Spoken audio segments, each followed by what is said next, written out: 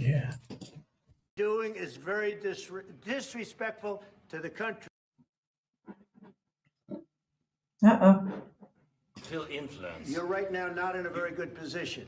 You've allowed yourself to be in a very bad position, and he happens to be right about it. From the very beginning of the war. You're not in a good position. You don't have the cards right now. With us, you start having cards. Right now, you don't. You're playing cards. You're playing cards. You're gambling with the lives of millions of people. You're gambling with World War III. You're gambling with World War III. I feel like we just witnessed history on Friday in the Oval. You know, if this leads to World War III, you know, we'll look back at this moment as when it began. Did you see a black person in that office? I think he was sitting by the door. No, the spook was not sitting by the door. That's right. Black folks need to be minding black folks' business. Yeah. Because every empire eventually falls.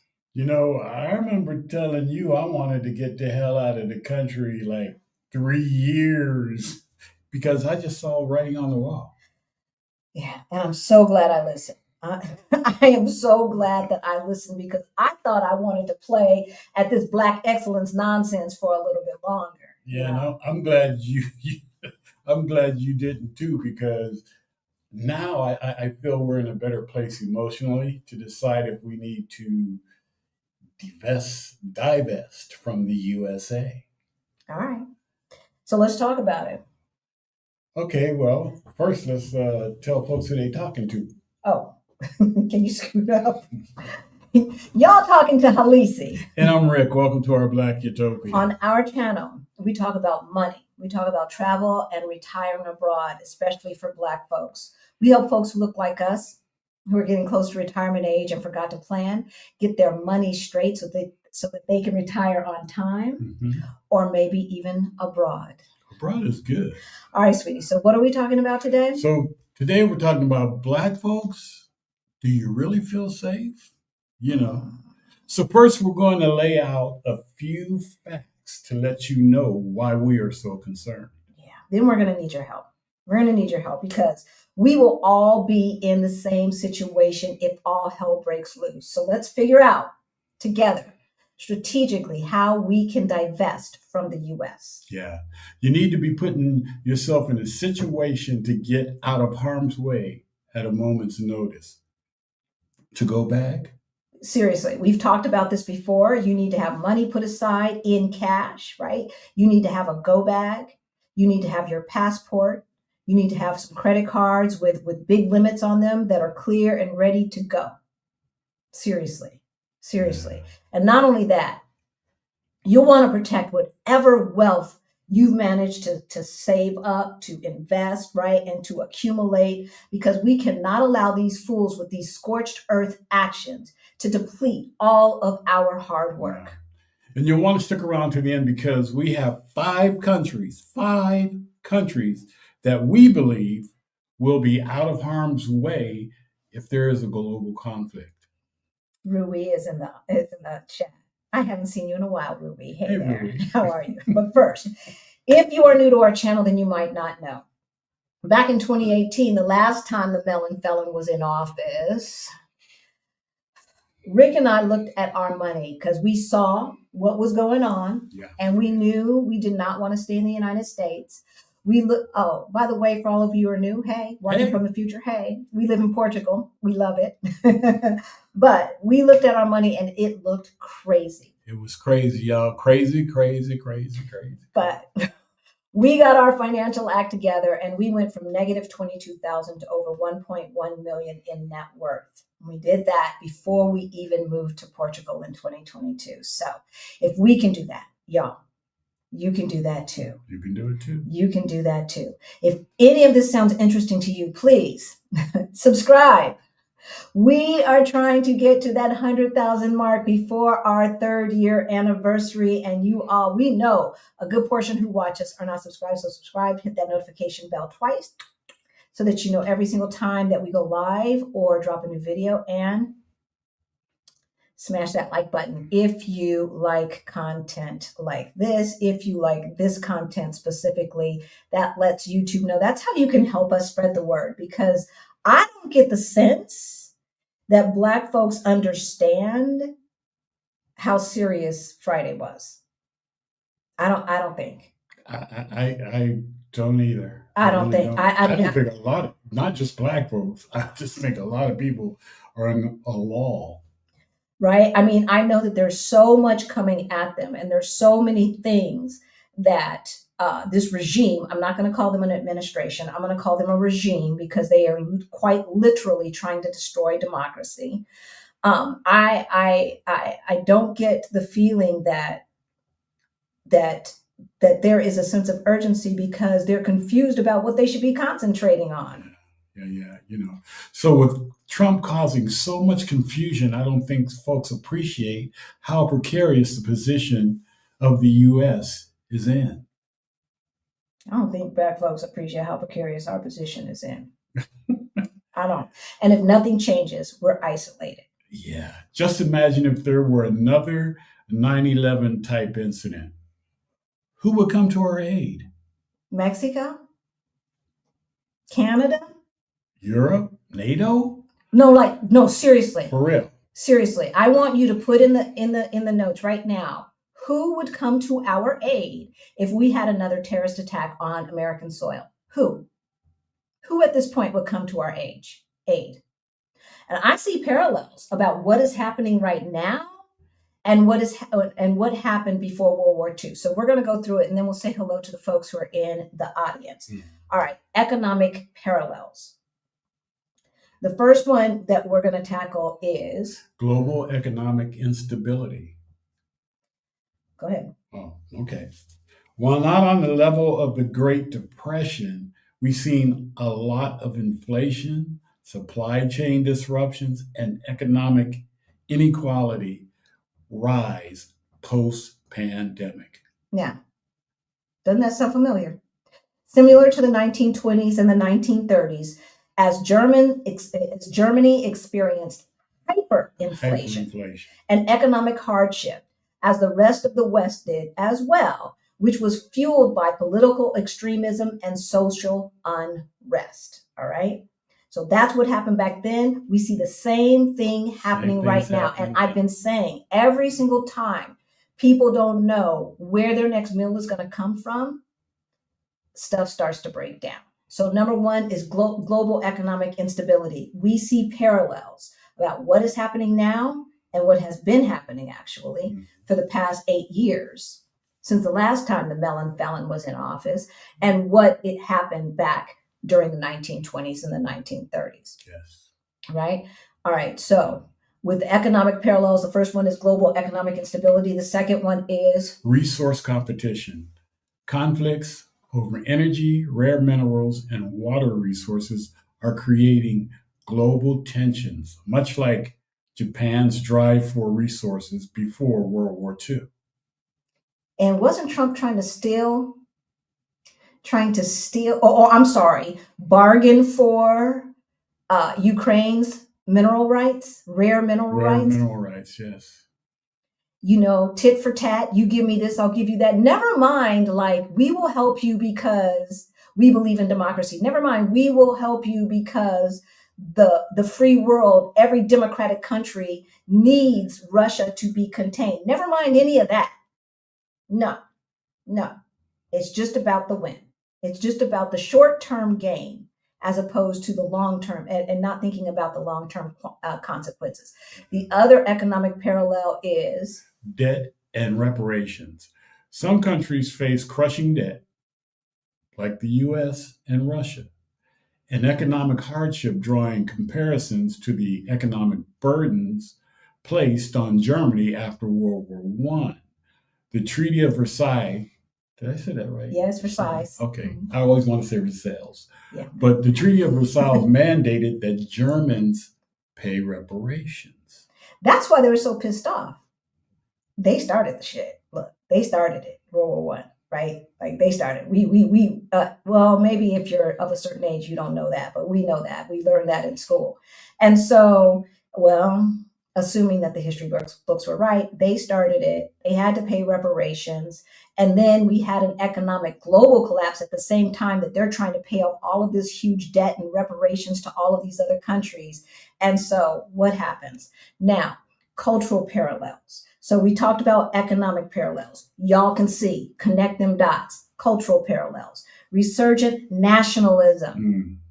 We're seeing the rise of nationalist and populist movements in multiple countries, with rhetoric focused on ethnic identity and perceived threats from outsiders. Does that sound familiar? Does that sound familiar? Perceived threats from outsiders. The immigrants, they come in here, they're eating the cats, they're eating the dogs, they're rapists, they're murderers, they don't send their best. Oh, really? Because the person they sent from South Africa seems like a zip damn fool, if you ask me. And if there's anybody who is a welfare king, it is that apartheid king. He would not be SHIT without government dollars, starting with Obama. Starting with Obama. Otherwise, Tesla would never exist. Rucker. All right, so research international, number 2, under cultural parallels. Misinformation and propaganda. The spread of misinformation through social media and the MAGA intimidation of corporate media. I mean, come on now. They're intimidating corporate media. Today plays a role similar to state-controlled propaganda of the 1930s, shaping public opinion and creating division. This is one of the main steps in tyranny, right? In authoritarianism. Make sure you have control over the media, because the media is the message. The media is the message, right? Like, look. Wait, there's something about the media in the Constitution? Yes, it is the only industry that is in the United States Constitution, and it is part of the First Amendment. Hello, right? But he is no respecter of the churches, the courts, no respecter of the judicial system, right? No respecter of the Constitution. And so here we are. ABC settled, CBS settled. They fired Joanne Reed for speaking out. They fired all the POCs during prime time on MSNBC. The only mainstream media that was consistently criticizing what MAGA and the Melon Felon and all of them were trying to do, Project 2025, and everything else. When media loses its autonomy, the fit's about to hit the sham. That is why MAGA is so cult and manipulated, because they stay in their silo. They don't look at anything else. They don't look at dissenting views or anything else, right? All right. So we had under cultural, we have resurgent of nationalism. And don't even get me started with that Christian nationalism. Make me not want to call myself a Christian. Misinformation and propaganda. The next one is scapegoating and polarization. Scapegoating, y'all. Scapegoating and polarization. Political and social groups often blame immigrants, marginalized communities, or other nations for domestic problems. And that's a dangerous trend seen in pre-World War II Germany. I've been writing a lot of, responding to a lot of different things. And the first thing somebody always says, I blame this person, I blame that person. And I say, what good is blame doing you? I mean, is blame making you feel good? Because nobody else gives a shit. Yeah. Because people are too chicken shit to figure out their own problems. So they want to blame somebody else as opposed to taking responsibility for the fact that you're just a mediocre white guy. Right? And if there were no DEI, you could not compete. You could not compete. And you couldn't compete. That could be a song. They're not like us. So, right? In America, we've got poor white people, instead of blaming the oligarchs, instead of blaming and some Latinos as well as Asians and everybody else except for Black folks for the most part, right? Blaming someone else for their plight.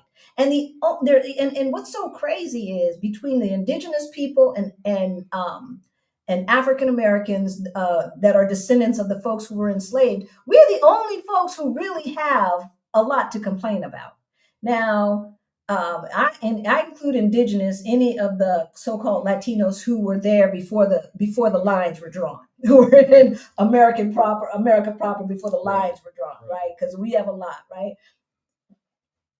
The folks who did not have a choice to be on that land. We are the only ones who, in my opinion, have somebody to blame and complain about. All the rest of these mofos chose. They chose to come to America, right? They chose this nonsense. All right. So we talked about the economic parallels. We talked about the cultural parallels. Now, lastly, we're going to talk about the political parallels. Mm-hmm. Authoritarianism is on the rise globally. For real. It truly is. Germany narrowly made an escape.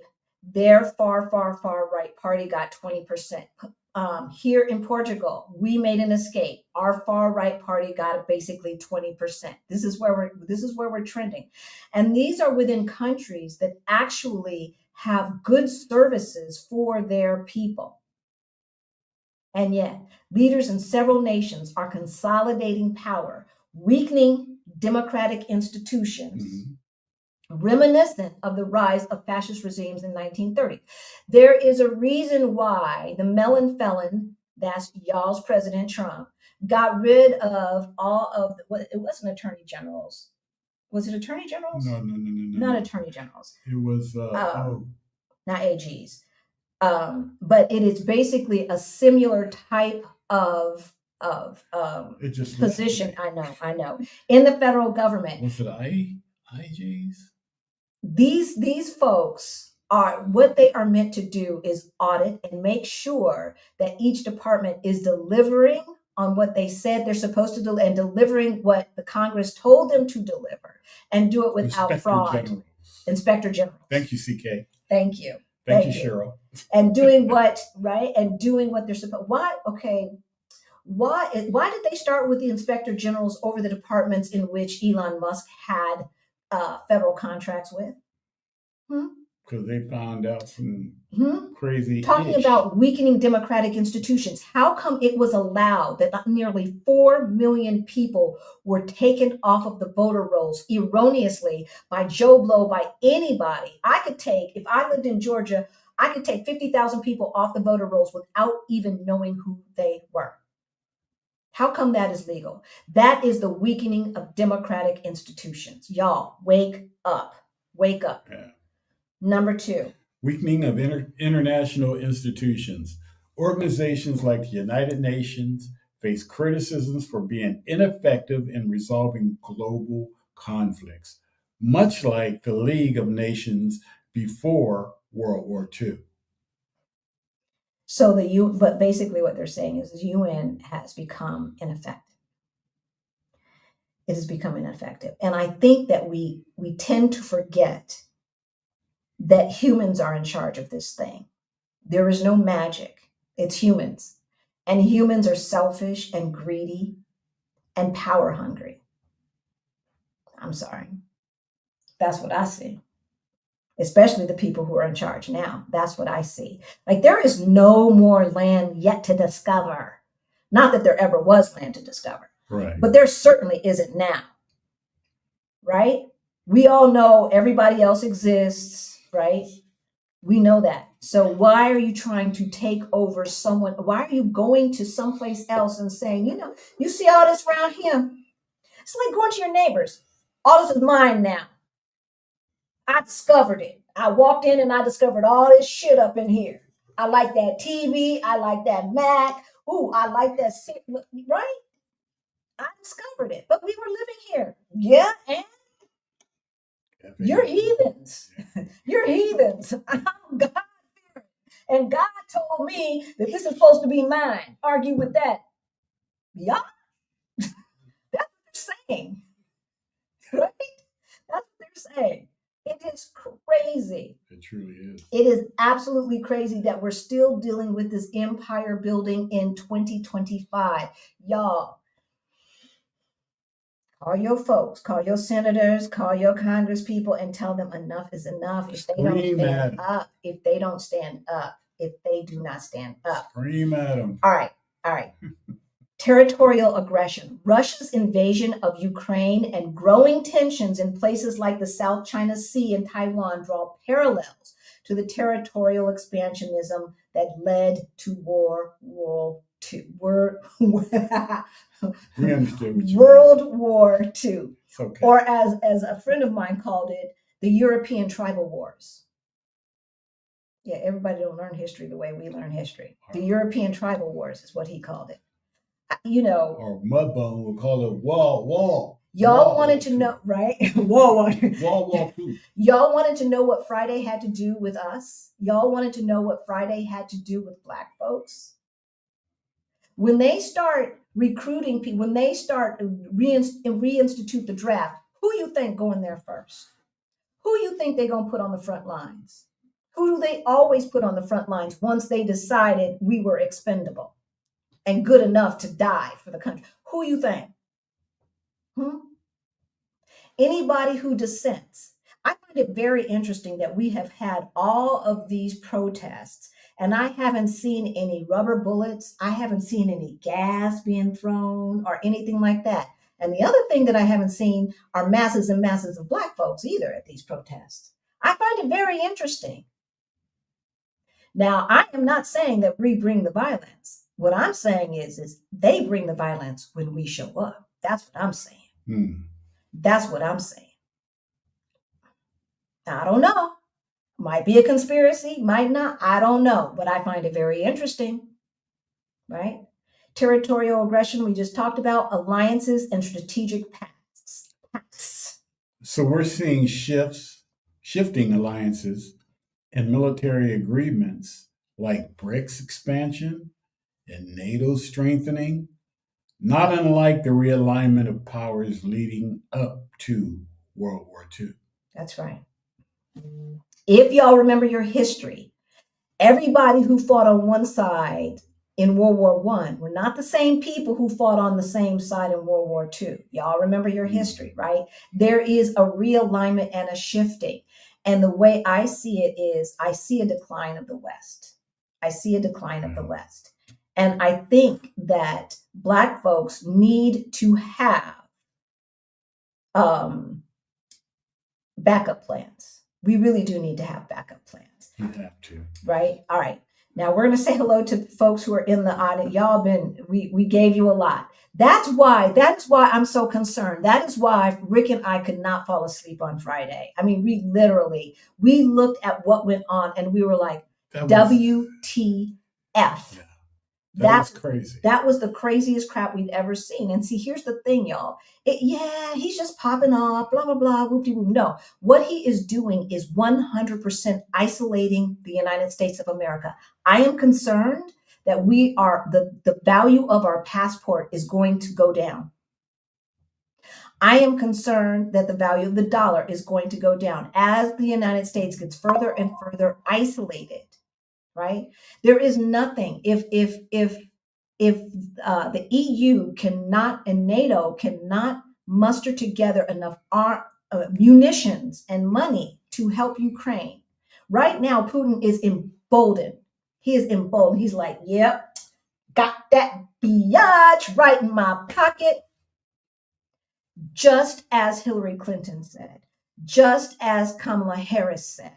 He gonna have you for lunch. Puppet master. Yes. Putin's the puppet master. Oh yeah. Right? And y'all's president is the puppet. They don't want him. Y'all's president is the puppet. Y'all don't want him.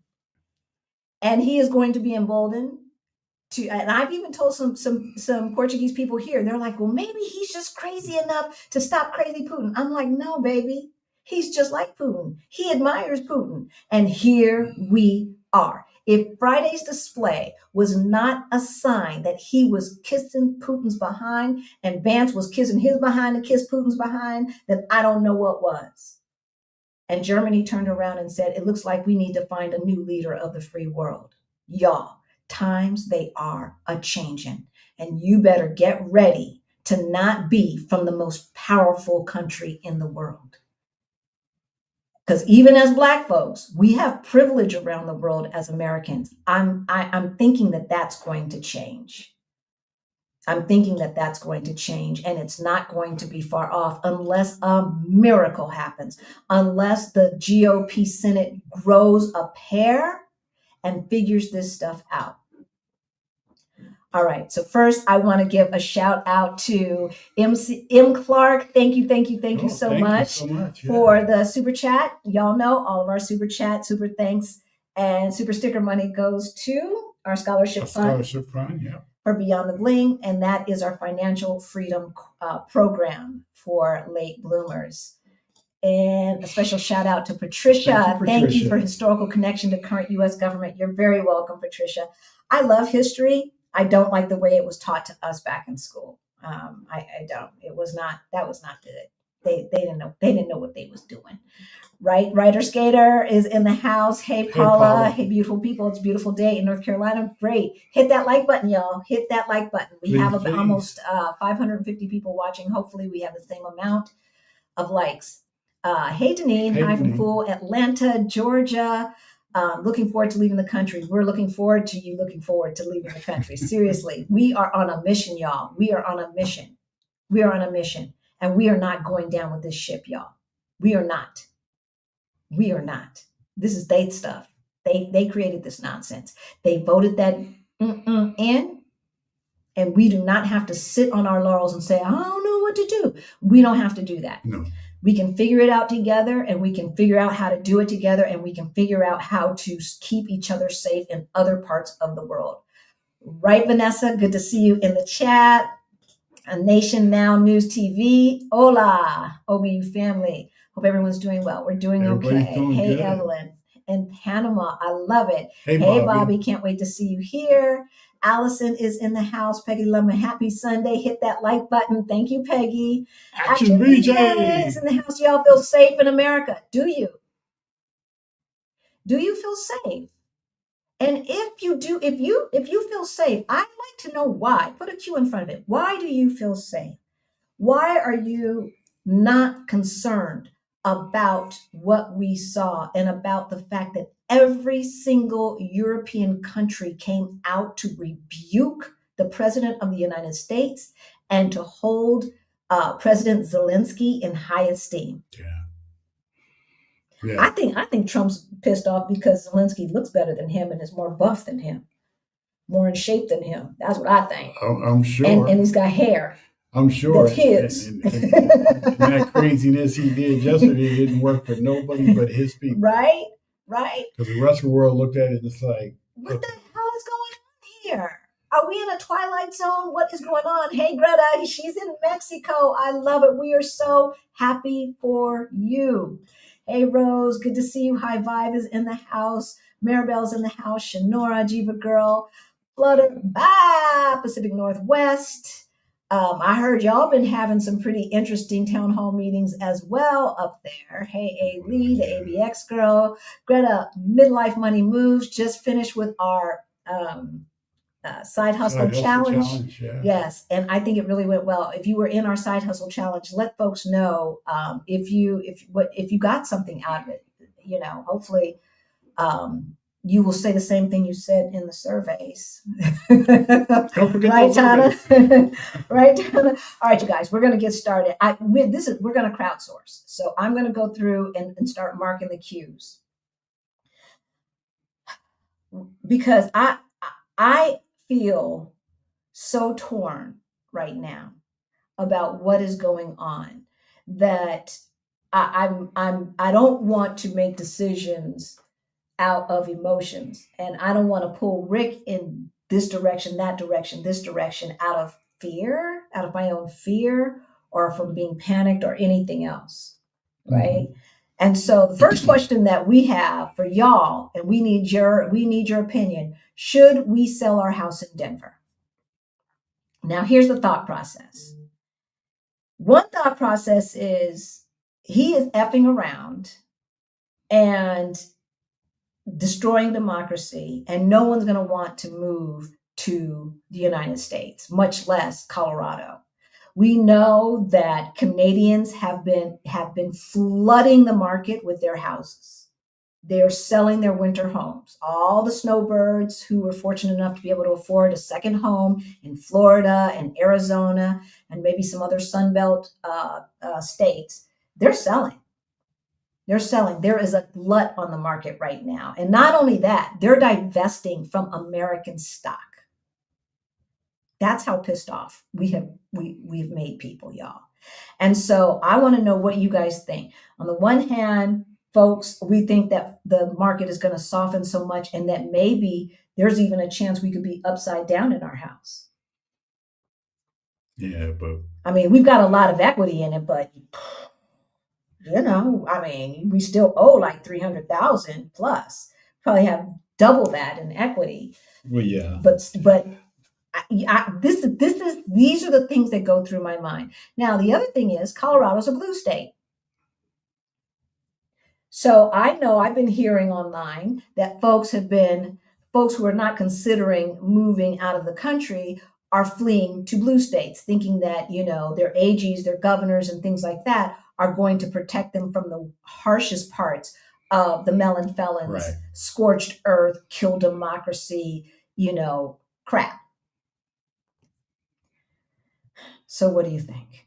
All right, I'm going to go all the way down to the bottom. And what did you guys think of, was it Maine's governor? Maine's governor stood up. Said, well, hey, you know, we won't pay federal income tax. Right? You want to play games?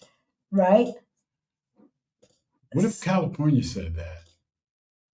I see if California and Illinois said, we just won't have them taking stuff out of people's checks and paying income tax, the companies and stuff, income tax from California. Yeah, we're not doing that no more. We're not doing that no more. So you don't want to come help us with our fires. We won't help you with them red states who can't afford anything. Mm. Did y'all know when we were kids there was no such thing as red states and blue states? Did you know that? That came if you look back at old news things when they were giving the results, the colors were not red and blue. They were any old color. And then somebody did red and blue and it stuck. And that was like when I was a young adult or teenager or something like that. Passion Diver One. Thank you so much. Thank you so much. All right, I think I've got them all. Thank you so much for the super thanks. Y'all know it goes to our scholarship fund. All right, I'm ready to get out of this dumpster fire of America. Have a plan. Yeah, make a plan. All right, let me go over here. Make a plan. Okay, I'm not sure why this one got y'all talking to each other. Okay, I want to sell my house and move to Africa. You're here. You're in Colorado. Okay. Where our house is in Denver. Should we sell it? So two of the places that we have on our list of places to move to, if the fit hits the sham, or maybe to go ahead and get residency now and not wait until the fit hits the sham, right? That's the thing. You cannot wait until the fit hits the sham. It's too late at that point. It's too late. Then you're going to be doing stuff illegally. You're going to be getting on a plane and just showing up somewhere and trying to stay, and you're going to overstay your visa. That's what you're going to do, right? Because you're not going to stay and be in harm's way if they start rounding people up. So we don't want that for you. Okay, otherwise, sell. We are moving to blue states. Okay. See, if you're moving to a blue state, ABX girl, maybe our house being in a blue state helps it retain value. Sell. There's going to be a housing bust. You can buy it back later. No, we won't. We will not. I understand sell high, buy low. But we won't want it back at that point.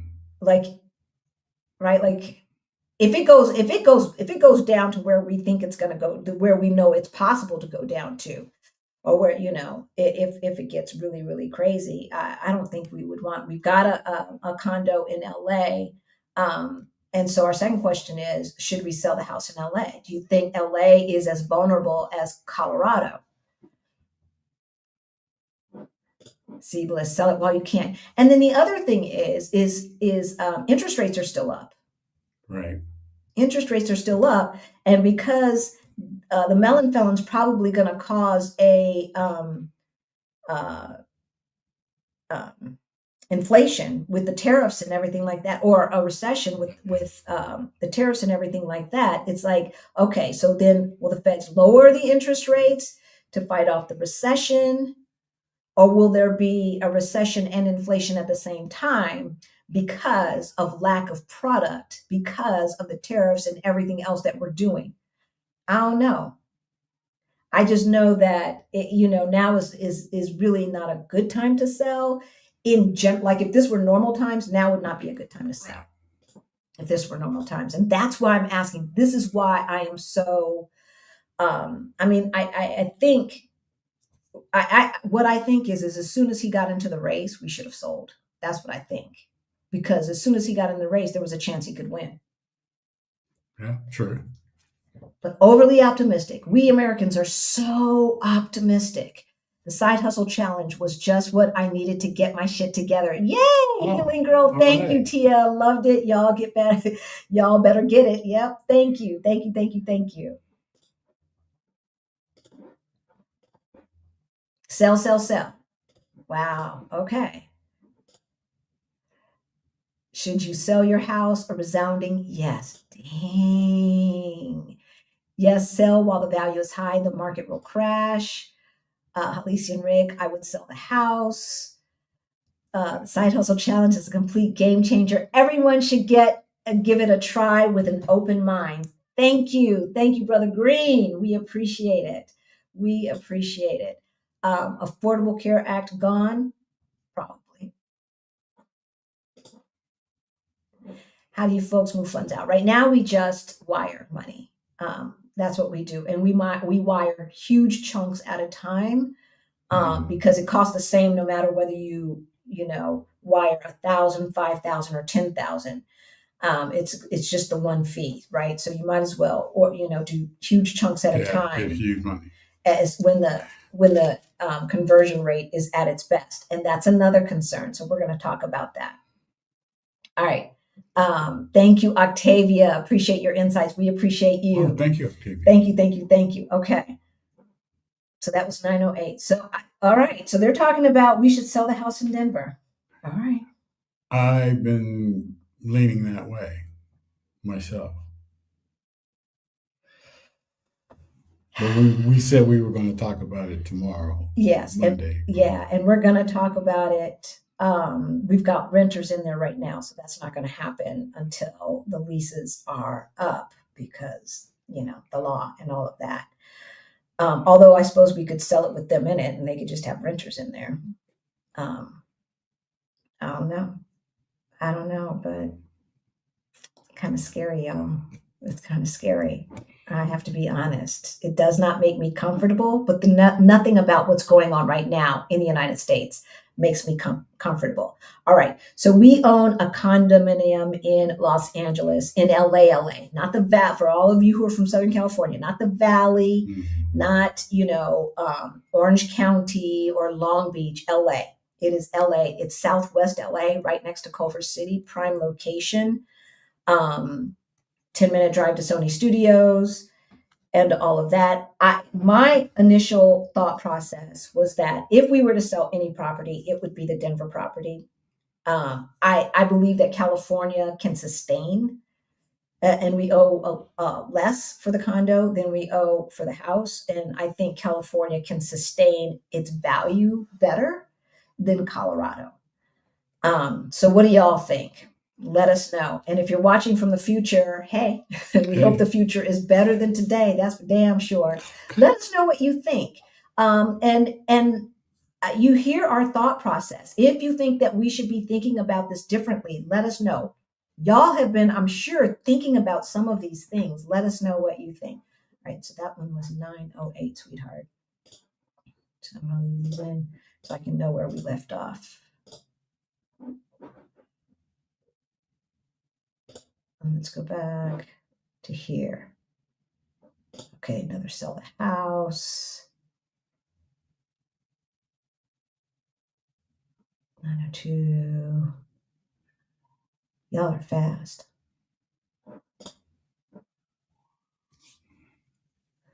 Personally, I would sell, got rid of mine almost 11 years ago. No regrets. Take the money, invest, and travel the world. We still got another property, but yeah, you know, yeah, people, I mean, there's a lot of us in this position, right? And so, you know, initially our thing was we were going to allow this to be part of our income stream. You know what? Just another income stream for us for the future. But not like, you know, but that's assuming that the United States remains relatively normal as opposed to an isolated country that's about to get its butt kicked. Blue state, schmoo state. I'm in a blue state and I have my house on the market and my bags packed. All right, travel girl. Yeah. Oh my God, this is so difficult, you guys. It's like the death of a family member. Even that family member that you don't really get along with, right? Not now is really not the time to invest in real estate. Well, we're already invested. Like I would not.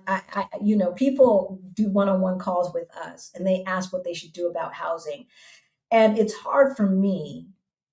And you've never said anything contrary necessarily to tell them, look, now ain't a good time because the Fed's about to hit the sham and you want to remain nimble. Why don't you keep that money in your pocket and do that? Like when someone has their heart set on doing something, it's hard to say that's probably not a good idea. Not a good idea to do it. But especially if they're not thinking about moving outside of the United States. Yeah.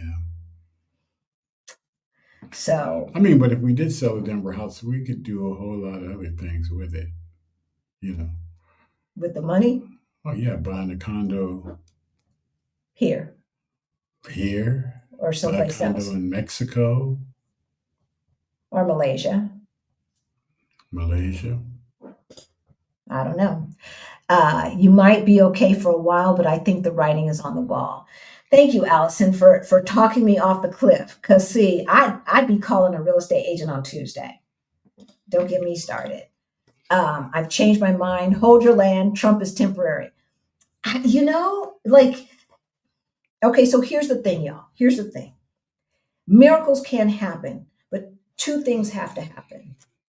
One, it has to happen fast. It has to happen in the next 30 days or so. And somebody needs to kick his behind the scenes and say, you don't have to do this publicly, but you better do something and get us back into that Ukraine and NATO thing. We cannot be out here on our own. That's number one. Number two, you're pissing everybody off and we're going to be out here alone, vulnerable. Like somebody's got to tell him. And hopefully, because I believe Putin wants us vulnerable, right? Elon Musk wants the United States vulnerable because then they can declare martial law and create apartheid. That's the game plan. That's the game plan. I'm not sure if the oligarchs realize that. Because that does not do the other oligarchs favors, right? It does not do them favors for one of the biggest consumer economies to be under the thumb like that. And if they thought, but it's hard for them to think when they think they know everything because they got money. Right. They thought they'd be like, wait a minute. We need people a little bit more happy and free. Yeah, we need them having free time so that they can be on social media, tech people. Right? You would think. Oh, no. I don't know.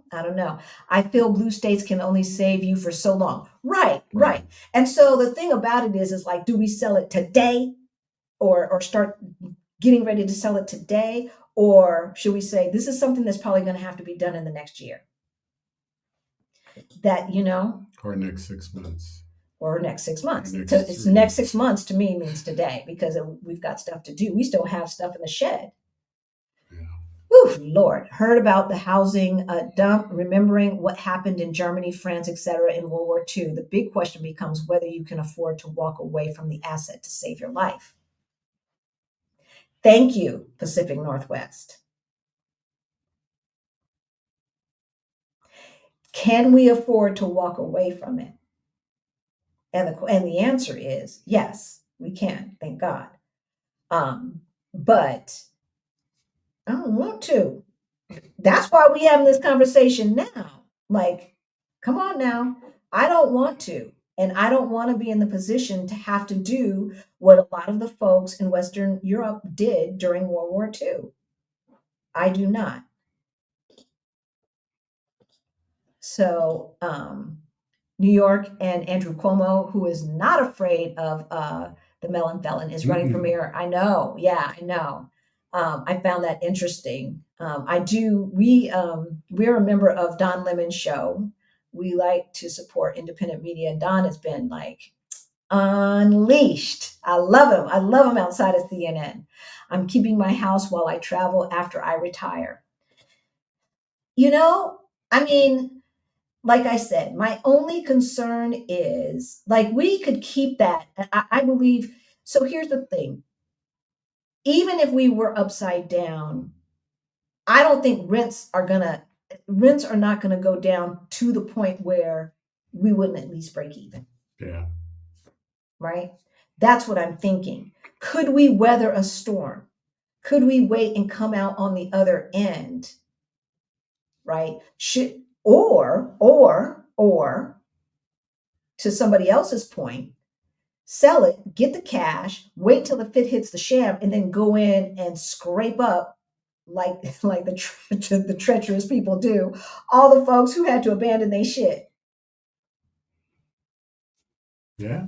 I mean, millionaires are made during recessions and crazy times, y'all. And I don't want to be a vulture, but I don't want to be stupid either.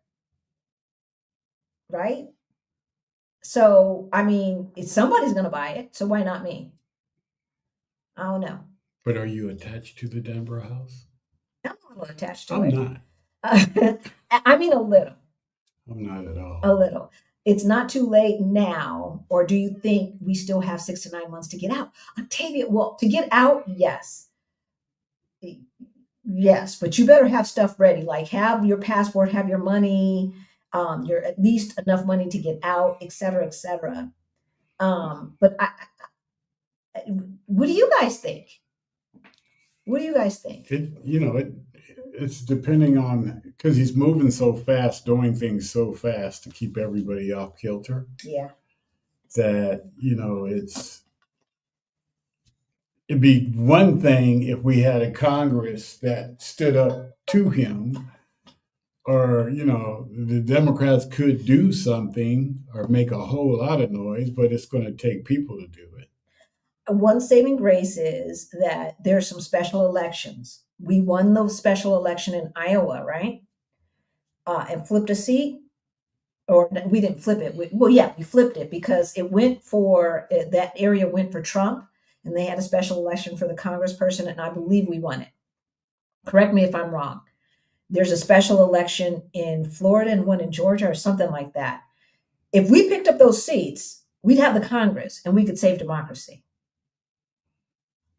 Now, I'm not counting on the Democrats to save the day per se, but at least save democracy for now and make sure that people can vote in the next election. And then maybe some new parties can come out of this because these people have lost their damn minds. They have lost their damn minds. Hey, the boss. Hey, the boss. How you doing? Boss. In the house. Yes, the Black Americans from blue states and moved to the South are changing their minds, in my humble opinion. And reverse migration has halted. Would not be surprised. I would not be surprised. ICE is arresting parents at school bus drop-offs in St. Louis. That's crazy. That's heartbreaking. Can you imagine the terror?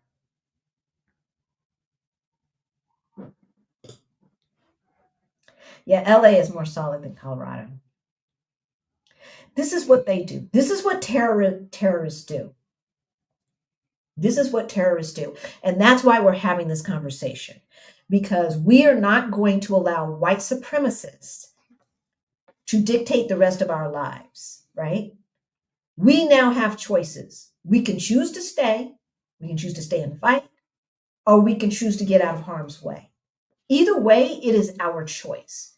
And we will not sit here racked by fear as they try to terrorize us. You know, look, they can come all day long and paper please us as well and call us Haitians. Don't get it twisted, right? This was probably a Latino family, who knows, but don't get it twisted. Whew, Lord have mercy. What have we done? I would keep the condo in LA, sell the house in Colorado. California will be okay. I think California will be okay too. Sell Colorado, keep LA, no debt. Yeah, we could do that, but I probably wouldn't do that. I probably wouldn't take the money and pay off LA. I would probably take the money and invest it in something else. CK, don't sell. Don't make permanent decisions for temporary problems. I think we need to see what's going to happen in the next 30 days or so. But CK, you're right. In general, you are absolutely right. And that's why we're having this conversation. We're going to do the next side hustle challenge in a few months. So if you want to get on our mailing list, and that is in the description below, you will be the first to know, because we only accept a certain amount of people, because we go over every single action guide, every single thing that you do. We go over it. We give you feedback. And so that's a lot of work. That's a lot of work. So we only allow a certain amount of people in. So you want to be the first to know. All right, let's get, so now, should we sell our house in Denver? Should we sell our house in LA? Should we move all but a small portion of our cash out of the USA? Right now, the conversion rate, dollar to euro, is good. And I don't know why, but I'm not going to look a gift horse in the mouth. I just moved a bunch of money, and we might move more. But I am concerned, like back in 2010, like when the Fed hit the sham, back in the Great Recession that Obama had to be president Bail over everybody out. and bail everybody out of, right? I want to say it was like 70 cents to €1. Like if we moved here during that time, we would have lost 30% of the value of our money. Right now, we're only losing 6%. I say 4% of our money. So yeah, I can do math. I can do math. Should we move our money? All right, I'm going to go all the way down to the end.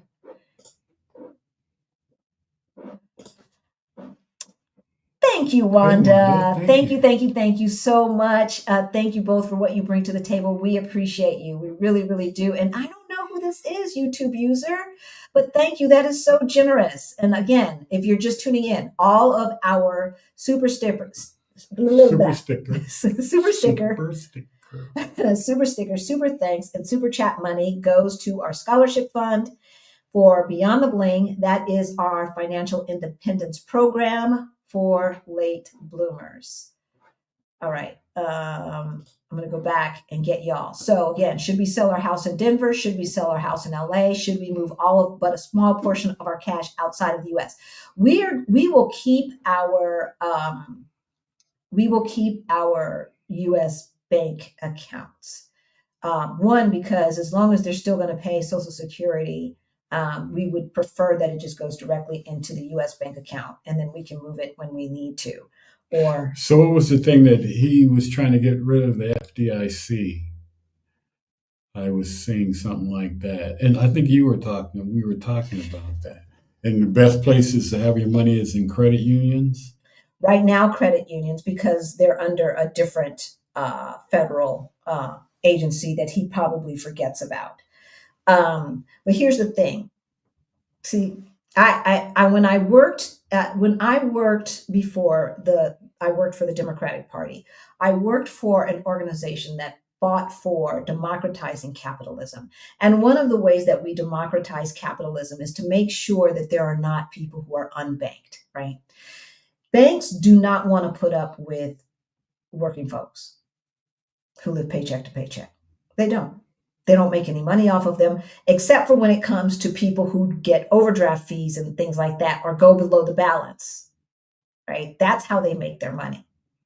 And they are notorious for not having banks in predominantly Black neighborhoods. Notorious. Now, as it stands now, the laws are that banks, or regulations, I should say, I'm not sure if they're laws, maybe they're more like regulations, say that banks are supposed to do a certain amount of things to show that they're being good community people, right?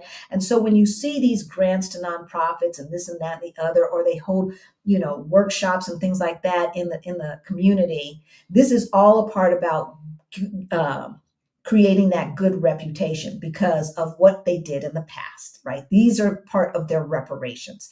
Of course, this probably started after we complained that we were not getting loans back in the 60s and 70s, right? That we were not getting loans and access to banking. They still get dinged when they don't have, if they have a certain presence in a state or in a city, and none of that presence are in Black neighborhoods or POC neighborhoods or poorer neighborhoods, they get dinged. That whole system that does that, he wants to get rid of that. Felon wants to get rid of that. Why? Why, you say? Because then the Wells Fargo, the Chases, the Bank of Americas, and all of these other banks can move out of low income and POC neighborhoods that they don't want to put up with and force those people to go into fintech. That's right. We're all his buddies, right? And now you're having to bank using Wise is a London company, but like a PayPal or Cash App or stuff like that. All of those fintech companies, right? This will help his buddies. And of course, it will cost us more. And banking will be more expensive. It is expensive to be poor, y'all. It is expensive to be poor. So that's what the whole FDIC thing is about. Okay. Yeah. So do we move all of our money out of the US? Do we continue to invest in the US stock market? And we are looking at the tax implications of investing here through our Portuguese bank, investing in other countries, on other stock exchanges. I have no idea how to do that, but we're going to figure that out. And when we figure it out, we're going to let you know. We'll let you know. If you find this discussion interesting, we've got almost 800 people watching. Y'all, hit that like button. Smash that like button. All right. Do we continue to invest in the U.S. stock market? Do we take all of our money out of the U.S.? What are y'all saying? What are the best BRICS-focused ETFs or companies to research for international investing? We did a whole video on BRICS, and at the end of it, we give you a list of ETFs, B. So go check that out after this live. The fact that Trump, Musk are rounding up brown people while inviting white South Africans to go to the U.S. should be telling you something. And letting them get refugee status. Yeah, that's the Elon thing. If you've been to South Africa, then you know they did not do a Zimbabwe thing in South Africa. Okay? They did not. And if you don't know what I'm talking about, then Google it. So Beverly, we just move money through Fidelity or Schwab. I'm not sure what an HYSA is. High yield saving account. Hey, Marcia. Yeah, we know Africans think we're lazy. I don't care. People in the U.S. don't want us. True. But not all Africans think we're lazy. No. All countries are not the same. And I never got that in South Africa, ever. So that's 929. But yeah, I don't care. Look, As long as they mind their own business and stay out of my way, I don't care. We have got to stop thinking that, I'm going to take this off because I'm not just talking to you, Marcia. First of all, sometimes the grass is greener on the other side of the fence. Okay. Sometimes right now in the United States of America, African Americans, Black folks, folks who look like us deal with lethal racism on a daily basis. We can get shot by knocking on the wrong door. We can get shot by pulling into a driveway to turn around. We can get shot by walking down the street. We can get shot sitting in the park, sitting in like somebody think your music is too loud. Your music's too loud. Your music's too soft. Your music's too hard. But this is what we did. Like, tell me I'm lying. Tell me I'm lying. And folks, get up into our comments. This is not you, Marcia. This is not you. Folks, get up into our comments and talk about, yeah, but you moved to Portugal and they started this and they started that 600 years ago. Really? Well, the United States is still doing it. It is still doing it. And now they're doubling down. And they're doubling down. Are there problems in Portugal? Yes. Is there racism in Portugal? Yes. Are there mass shootings in Portugal? No. Have there been more than a handful of killings? Have there been There's been no killings in 2025. Because we hear about them. Because they're so unusual. We hear about them. Okay. Now we don't have to try to go get a job at some place. So I don't know what that experience is. But as someone who makes money on our own and not have to depend on the local community, and we just depend on the local community to commune, right? Life is good in Portugal. Life is good in Portugal. And I think that I could say life would be good for us in South Africa as well. Yeah, I think so. Better than it is in the United States. Even with the rolling blackouts. Even with the rolling blackouts. People in the United States, and I was just there, have this low level of rage. And you can feel it. It is palpable. You can feel it when you're in the store. You can feel it on the road. You can feel it when you're getting gas, you're waiting in the taco shop line, whatever have you. There's a low level of rage. If not rage, anxiety. And you just don't feel that when you leave the United States. People in general are just chill. They've got their issues. They complain that they're not making enough money. They complain that housing is too high, and it is, and all of that stuff. But they don't hate each other. And people in the United States hate each other. And it shows. It shows. All right. So I don't care if some Africans want to have diaspora wars. I will not have a diaspora war with them. I am going to say that anyone who is from the diaspora has been oppressed. Anybody alive today that is from the diaspora, the African diaspora, has been oppressed. I know that. And even if they're still on the continent. I don't think we thanks Trudan. Thank you. Oh my gosh, you all are being so generous tonight. I mean, today, it's 9:30 here, y'all. You're being so generous. We thank you so much. Okay, consider diversifying more in bricks and precious metals if you haven't already. Just my opinion and not my professional advice. Look, no, we are not financial advisors, just educators, right? We can help you get your money straight, but some of this stuff we are all learning because we are definitely charting or walking through uncharted territory, sailing through uncharted waters, whatever the metaphor is. So we are studying bricks more. I have put aside some money to invest in companies that are doing well and are housed in brick nations. And then there's some ETFs that we listed last time. I'm looking at those and we're going to make some decisions in putting money in there. But we're still investing dollars. I want to be able to invest euros. I want to invest in another currency. Because like if the dollar drops, it doesn't matter if the stock market is still doing well. We've lost value. You see what I mean? That's my concern. Am I overthinking it? Am I overthinking it? Isn't there a conversion loss? A loss in the form of banking fees and a loss in the interest gains outside of the US are insignificant. So yes, there's a conversion loss because euros are stronger than dollars for us, right? Like if we were doing pesos, it would be the opposite.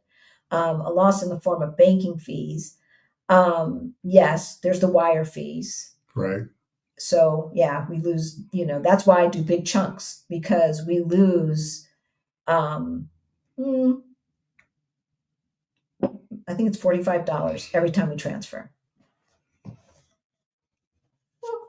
Well, if you're transferring $10,000, there might be a less expensive way, but I trust the system, and I need to have trust when money is floating through the air on these wires and things, right? So, all right, what else are you guys saying? The other thing, okay, so we said, should we sell our house in Denver? Should we sell our house in Los Angeles? Should we move all of our money except for a small portion of cash outside the United States? Do we continue to invest in the US stock market? And then number 5, do we start taking the tax hit now for moving money out of our retirement accounts? what do you guys think? I mean, we're talking about divesting, y'all. Or will things be so confused in the future that we might never even get taxed? Because wasn't he talking about getting rid of the IRS? He's getting ready 50% of the people at the IRS, So see, Angela just said 401k. We're all on the same page with this. We are all asking the same questions. Okay, I'm going to ask all the questions, and so why don't you read number 6, sweetheart, and then so I can keep marking these. When do we renounce citizenship? Or what would it take for our passports to lose value? Or do we renounce citizenship? Because you don't have to when you are putting in for residency in different countries. Most countries. Necessarily, right? Yeah, but Today. will that end up being a thing? Will he piss people off, different countries off so much that they say, well, yeah, you got to renounce that. Yeah, you cannot come in here. Well, of course, you got to be guaranteed to be there too. You have to have a passport from somewhere. Yeah. So you can't renounce until you get another passport. We could buy a passport, sell the house, and buy passports. We could do that. Thank you, M. Smith. I too maybe want to take your course on moving abroad and additional income streams and investing. Where do I start? Information for Beyond the Bling, which talks about how to create income streams as well as investing and real estate investing and getting your money straight. It's called Beyond the Bling. That is in the description below. Side Hustle Challenge just ended. We will not be starting that again for a little while. But yes, everything that you need to know is always in the description below. And then of course, our meetup in June. If you want to come hang out with us in June here in Lisbon, let us know that come to the meetup. That information is below as well. We are going to be putting together the WhatsApp group for all of the folks who are coming to the meetup. So you guys can start planning some extra things amongst you. Maybe if you want an Airbnb mate or something like that and share costs. So I'm getting that together, and we'll be able to put that together in the next week. You all are being so generous. I'm not of the African diaspora, but wanted to show my appreciation for benefit of your knowledge and experience that I have had. Hispanic sister here. Thank you, Blue One Hair.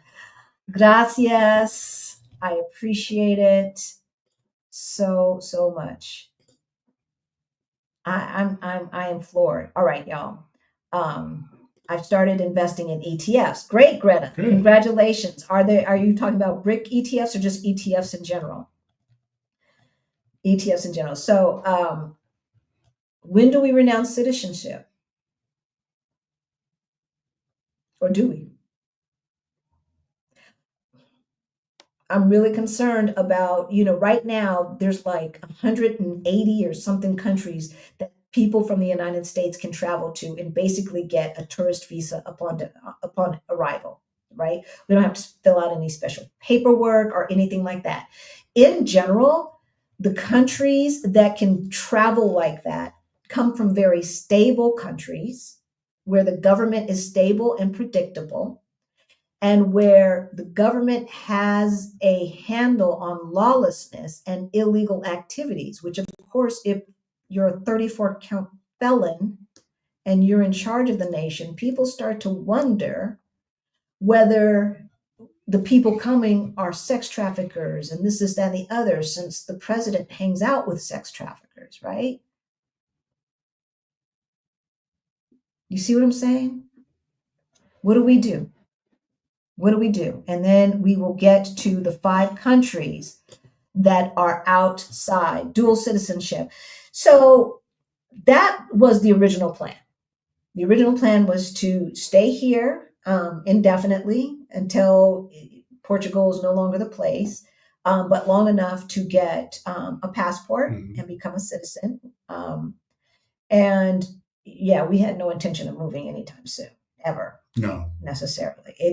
But now with Putin, that's the only thing. Right now, that's the only thing that we could think of that would get us to move. And so, yeah, we would just have dual citizenship. We'd be Portuguese citizens and citizens of the United States. And the only reason we were keeping United States citizenship is because we didn't want to have to ask for permission to go visit our kids, our grandkids, and other family members and friends. We know people that have renounced citizenship, but yeah, we do. Yeah, we do. See, that's what he's gonna do. That's what he's gonna do. See, you see that? You see that? It's it's unnecessary right now, CK. And if you're right, and this predicament that the United States finds itself in is very temporary, like within our lifetimes, then maybe it is unnecessary. Right. But it could become a time when being a United States citizen is a liability. Can you imagine that? Like, some people's passports are a liability. Yeah. Yeah, we don't take that lightly. So it was just a question that was being asked. It's not like, oh, we're renouncing our citizenship. Okay. As much crap as I talk about the United States, and it has a lot to complain about, that's still my home country, right? Like, there's still something in me that will always love the United States. And it's not about the bullshit. It's not about what white people think about, right? Like, in general, because I don't want to put everybody in the same thing. We blinked. We did blink. I saw it. Let us know that everything is still working okay. I think it is because I wouldn't be who I am if it were not for all of that in the United States. And all of the loved ones from that know me are in the United States. There's still things about the United States that are so effing cool. And mostly it's to deal with our community and what we create spiritually, what we create creatively through the arts, and how we commune with each other. We are unique in the way that we do that. We really are. And so it would break my heart if the United States became this dystopian third world, like, banana republic. And when I say third world, I don't mean developing nation that has just, are slower in getting technically advanced. That's not what I'm talking about. I'm talking about a banana republic where everybody's corrupt, right? And nobody cares about its citizens. Am I delusional, or do you think Elon wants America to fall so he can jump in and take over? Yeah. No, you're not delusional, Marcia. I truly believe what he wants to do is take every single government agency that his companies could do the thing, right? I think, and Fire all of the bureaucrats who do that at the will of the people with no thought about trying to make a profit, and put that in the hands of Elon Musk. That's what I believe. I also believe that he's building an army of robots. I think it's very interesting. They're so cavalier about this World War III. They're so cavalier about this war thing, right? And then saying what we need and what we don't need, and how they're cutting certain budgets in the military. It's interesting. And we know that he doesn't value human beings, which is what I see him trying to do is get us towards the Terminator. If there's anybody on this planet right now who would create an AI Terminator type of situation, is that MF. Am I lying? Well, you know, he wants to put chips in people's heads. There you go.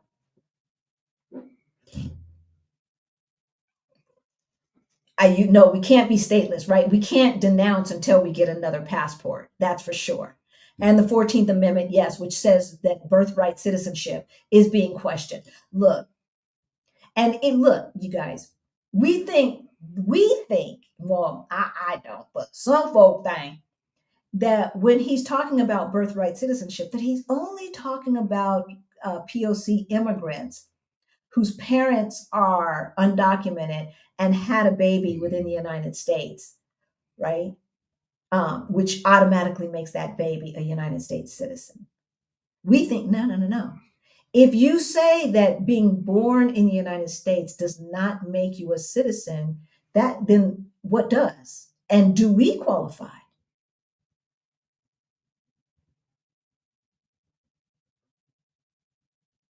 There was a time we were not 100% citizens, y'all. Don't think it cannot happen again. Don't think it can, like, who's to decide? There's nothing objective. Born in the United States citizen. Okay, boom, objective. There it is. I saw the baby plop out. They over the line. Okay. But right? Like, okay, so then we gonna make up some stuff to say who's a citizen and who's not. And I'm gonna tell you, that's how they weaponize laws. They never have to say Black people. All they have to say is anybody whose great grandparents were not citizens. Right? Anybody whose great grandparents were not allowed to vote. You see what I'm saying?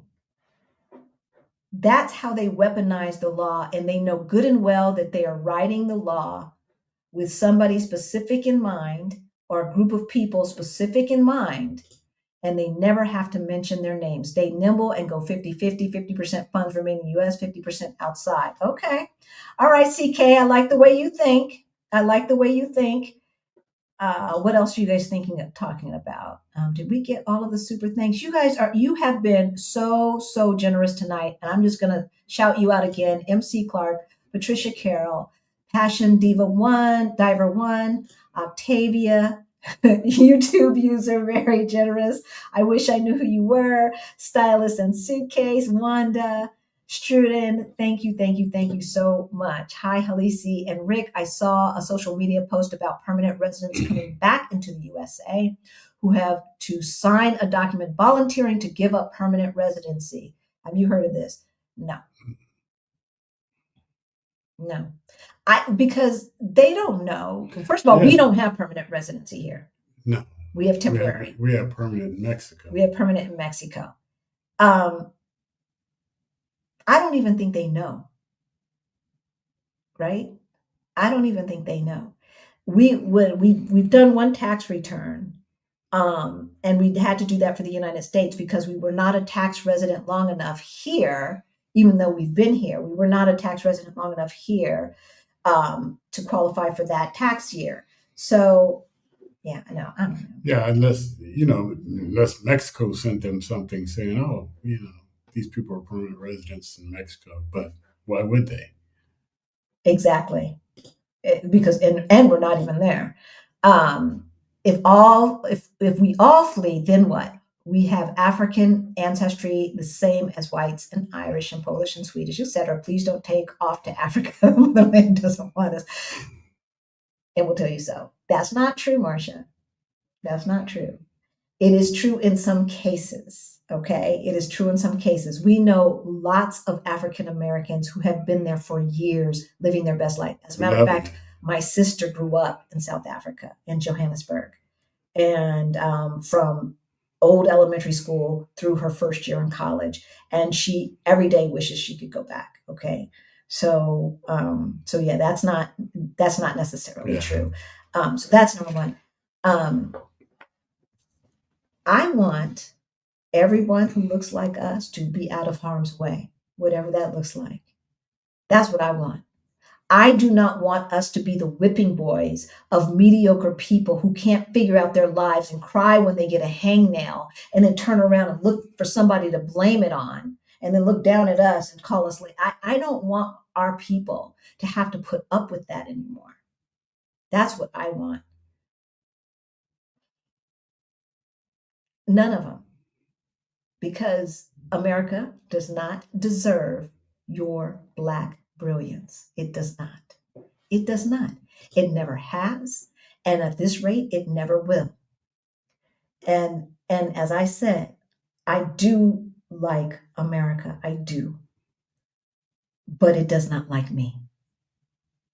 And that's very obvious in the way it has treated me since the day I was born. When I was born, I was not even born with the right to vote. When I was born, I was not born with the right to vote. Isn't that crazy? So why are we fighting so hard to remain in a system that has said over and over and over that it could not care less about us? We have choices. And baby, if you choose to stay and fight, I am passing that baton because Lord knows my mama and daddy fought. My grandparents fought. They were marching those lines. Our house was bugged. Our phone was tapped. My dad went to jail, like all the stuff. I fought for 20 years, working in politics, volunteering, having the community meetings and being out of the house 70 hours a week, right? I think most people just don't know that they have choices. Pass that baton. I am tired. When do we get to just live? You know that stuff that we used to dream about as kids. Oh, when I get older, I'm going to do this, and I'm going to do that, and I'm going to do this, and I'm going to do that. When do we get to do those things? Because I certainly couldn't do them when I had to work 60 and 70 hours a week just to make ends meet in Denver, Colorado. That's what I want to know.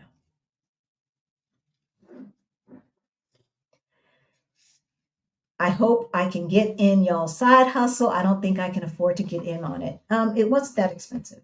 It wasn't that expensive, though. I got to raise the price a little bit. It was not that expensive. And we gave one or two scholarships away.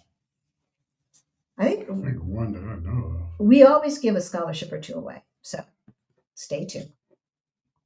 So in short, I'm leaning into keeping my funds in the USA in light of the losses that I've listed with foreign capital. Okay. All right. Y'all got us thinking, isn't a conversion rate loss a loss? Okay. We talked about that. Maybe want to get out of the dollar as much as you can. That's what I'm thinking about, Healing Girl. I'm opening my account in Mexico when I get there next month, looking for my apartment in Merida. Yes, hopefully we'll be there in the fall. I have a house in a blue state, New Jersey, which I am renting. I'll decide whether or not to sell after the midterm elections. Okay, Vicky. Hey, it's good to see you. Haven't seen you in a minute. All right, so you're brave enough to wait that long. Okay.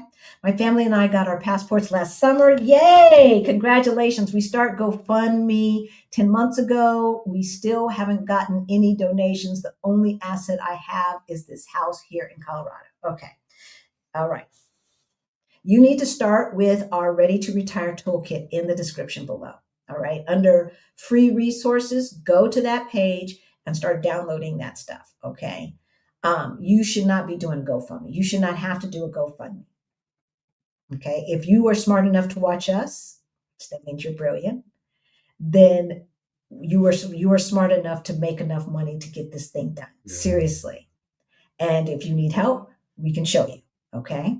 So first start with the free resources that are down in the description below. We want all of you to be in a situation where you never have to crowdsource for money, for anything. You've got such an emergency set of money, and you've got this other chunk of money over here, and then you've got my oh shit money over there, right? Remember how grandma used to keep the envelopes? Same thing. My oh shit money is over there. My FU money is over here. Like when the boss acts stupid, oh, okay, I got something for you, right? Because I don't need this, right? So we want to make sure that our people know how to handle their money so that they never, ever, ever have to be in a situation to do GoFundMe. Now, there is no shame in your game, baby. No shame.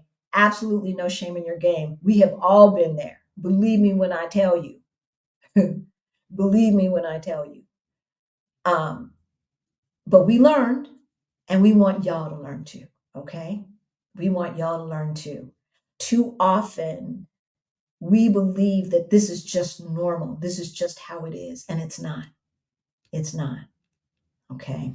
The problem is that we obviously have not been able to build generational wealth the way others have in the United States. Okay, we know that. But with that, there were conversations that were never had.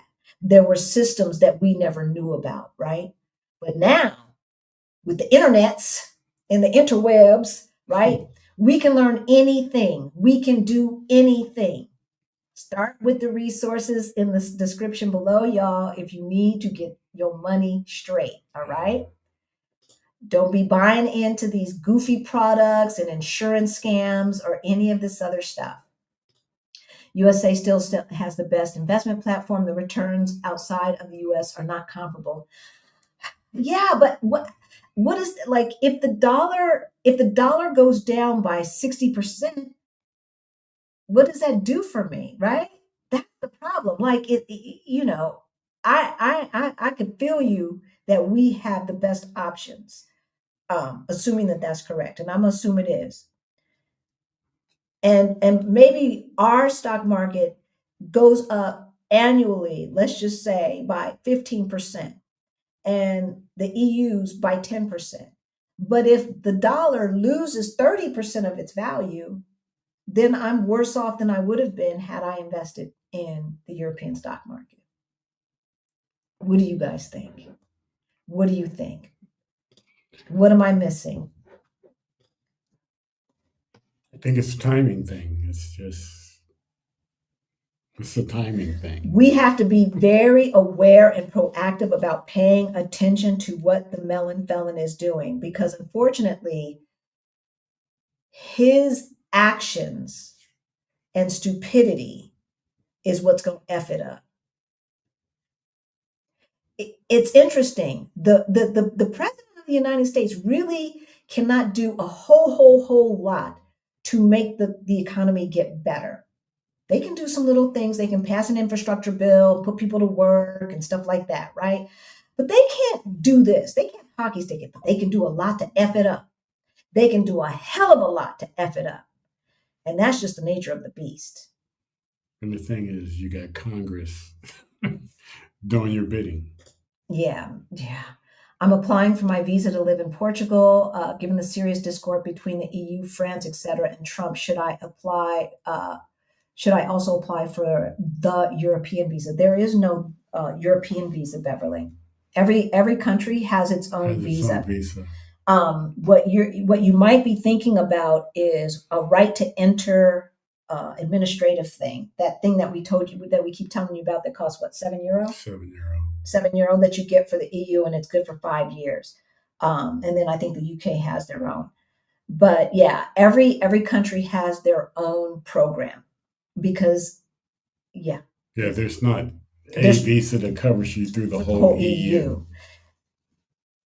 Now, what it does allow is for us to travel throughout the whole EU and be a perpetual tourist if we wanted to, as long as we're here as much as we need to be, right? That's what our residency allows us to do. But yeah, France does not necessarily want you as a citizen. And so the criteria to qualify for France is much harder than to qualify for Portugal, and is very different than qualifying for Germany or Spain, right? And we could go on. So yeah, there isn't every country gets to decide what their criteria is, as long as it's not against the EU rules. As long as whatever they put in place is not against the EU rules. All right, Portugal has less daily stressors compared to the USA stressors. True. Y'all, life is good in Portugal. Life is good. We were just out looking for carnival parades and watching the kids in the park and little drummers and all of that stuff and just, chilling. That's what we were doing. What were y'all doing this weekend? It's so peaceful here in Merida. I had to wake up from a peaceful sleep to say, where am I? Right? Right? How are they even going to collect taxes? I ain't worried about it. I ain't worried about it. So Darnell says we're overthinking things. You think I'm overthinking it, Darnell?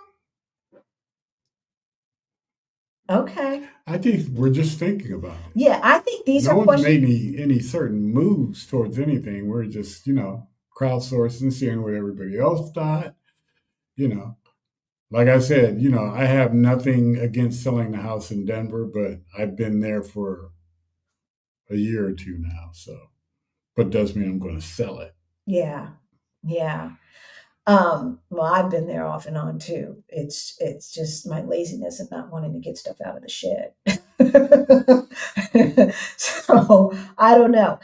I don't know, Darnell. Sometimes I do overthink things, especially when it comes to so many moving parts. But I think that these are important conversations that we need to have because we're in uncharted territory, right? That's the thing. I We think are. the thing is knowing who you're dealing with and knowing that he can do anything and everything, and without given a moment's notice or anything like that. He just does stuff. That's right. That's right. All right, we got to move on. So I want to thank all of the super thanks and super chat and super sticker money. Y'all are being so generous today. Our community thanks you because all of this money, 100% of this money, goes to our scholarship fund. Well, what YouTube lets us keep. That all goes to our scholarship fund, and we have given out so many scholarships that I can't even count anymore. Do you learn investing stock types of do you learn or did you learn investing, stocks, types of currency, etc., on your own, or did you take courses? Both, Marcia. So our story is that we were introduced to the FIRE movement. FIRE stands for Financial Independence, Retire Early, and Portugal, from this couple and friends of ours now, Christina and Aman, of Our Rich Journey. At the same time that Rick found them, my stepmother was saying, Halisi, in a very, very nice way, you need to get your financial act together and you need to start investing a lot more than your little bitty 3% in your 401k. And so we went to me investing maybe 3 to 5% in my 401k and him investing nothing, to us combined investing 65 to 70%, saving and investing 65 to 70% of our income. And so my stepmother, she's the one who's taught me the most about investing. But we did take courses with Our Rich Journey as well. The other thing that we do is we're part of Better Investing. That is an organization, it's a nonprofit organization in the United States that basically started the club investing movement. And so it is an investing educational organization. That's what it's about. And they also have clubs and all of that stuff underneath them investing. But the majority of what they do is educate. And so we are continuing to learn through there. And it's a nominal fee. And we suggest that everybody who wants to invest belong to Better Investing. There was a time when my stepmother first got into Better Investing back in the early 2000s when she was one of the only brown faces in the room. And now they have us, speaking at their annual conferences and things like that. Yeah. So it's good to see. And as a matter of fact, the Georgia chapter, the majority of the people that I hear, because I can't see them, just the slides, right? But I hear them sound Black. Now, in the South, you can get that stuff mixed up, right? You can get it mixed up, but they sound Black. Peace for Lisa. I lean towards not selling anything. Keep monitoring. This reckoning had to happen. You got that right. You got the chickens have come. Boy, what's Malcolm X? What is he thinking, right? He is rolling over or he going like this in his grave. He's like, I told y'all the chickens have come home to roost. MAGA is getting the FAFO they deserve. Too early to panic. Missed you too. Mom passed and busy managing a state. Oh, I'm sorry. Yeah. It seems like the season. Y'all know I lost a family member as well 2 weeks ago, and I'm getting through it. It was not expected. Darnell, thank you again. I think you don't understand what you were talking about. What scenario do you see the USD plummeting 60%? Well, actually, that's in comparison to the euro. It was 60% less, no, 40%. It was 40% less in 2010. It was something like 64 cents to the euro. Right? Like, that's crazy. That is crazy. And so if the United States is isolated, if Trump continues with 50% tariffs and 100% tariffs here and all this other nonsense that he's talking about, if they see lawlessness, if the rest of the world sees lawlessness, all of this stuff is going to devalue the dollar, right? It's not just about the economy. It's also about the fact that we cannot trust that you guys are managing your finances well because you got a crazy person at the helm. Mm-hmm. So during the Great Recession, it was bad. It was bad like that. And I don't even want to see it. Even 20%.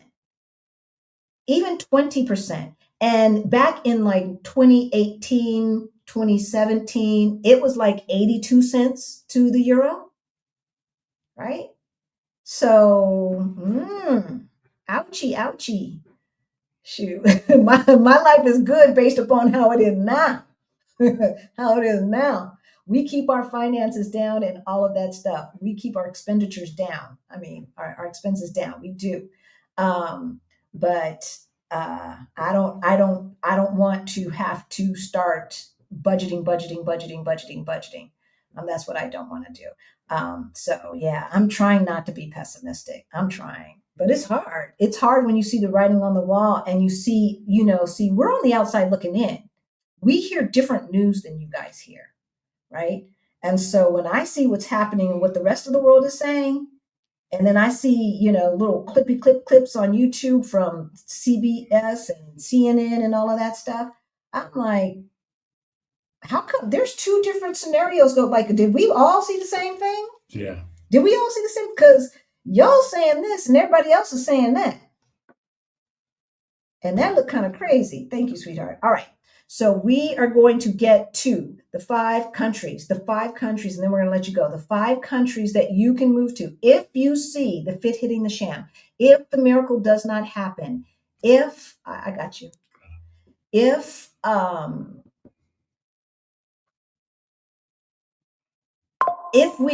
we truly pull, if the United States pulls out of NATO, Yeah. Get that idiot off. The big cheese.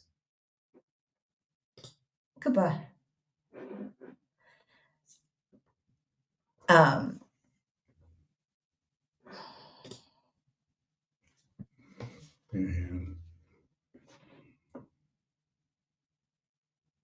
It's interesting.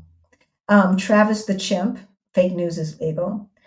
You are helping the algorithm and you're helping us spread this to more people. That's what you're doing. So thank you. We appreciate you. Um, that's what we're talking about, Teresa. That's what we're talking about. And it's not about keeping your 401k. It is the investments within your 401k, right? Like, I don't believe that the companies will go under because Apple's not going to allow that, right? Microsoft's not going to allow that. They're not going to allow, Amazon's not going to, like, they're not going to allow their companies to go under. That's not the issue. The issue is that we're invested in dollars. That's the issue. So it is the devaluation of the dollar that is the issue, and that our investments would return in dollars.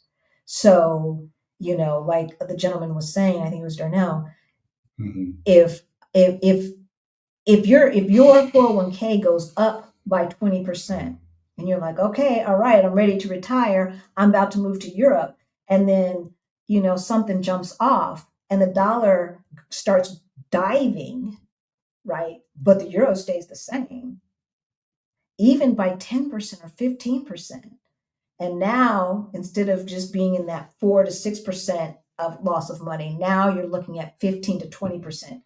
That can make the difference of being able to retire or not. That can make the difference of having a nice runway to get your side hustle, your business off and not, right? That's my concern. It's the value of the dollar. All right. So let's talk about our physical, spiritual, and mental health now. Let's talk about places we can go. And we are going to start with Cape Verde, a stable island nation off the West African coast with political calm and relaxed lifestyle. Average cost of living for a single person is about $700 per month and an additional $428 for a one-bedroom in city center. So that's about what? I can do math. $1,100, $1,200 a month to live in Cape Verde. Safety compared to New York City. Cape Verde is generally safe with lower crime rates than New York City, though petty crime can occur. Ease of obtaining a residency visa. Cape Verde offers residency. Specific requirements should be verified with Cape Verde's immigration authorities. Acceptance of immigration. Cape Verde is known for its hospitality and has a history of welcoming immigrants, including Black Americans. Yes. Oops. Sorry about that, y'all. Should have removed that. So Cape Verde is a former, I guess it's a former Portuguese colony. I've heard varying stories, but they do speak Portuguese there. Some folks speak English there. I think they have a patois as well. And so I can't wait to go to Cape Verde. It is an African island nation. Everyone that I know from here that has gone to visit loves it. And so it is definitely on our list for a visit. There's a lot of Cape Verdeans here, as a matter of fact. And Cape Verdeans look American. So you'll blend in. You won't look like an expat or an immigrant. All right. Second on our list, we are changing continents and going to the other side of the world. Uruguay, politically stable, peaceful, and far from the global conflict zones. Average cost of living for a single person is about $880 per month and an additional $588 for one bedroom city center. So that's about $1,400 to $1,500 a month as a single person. And that is not bad. Safety compared to the United States or New York City. Uruguay is considered one of the safest countries in South America, with crime rates generally lower than those in New York City.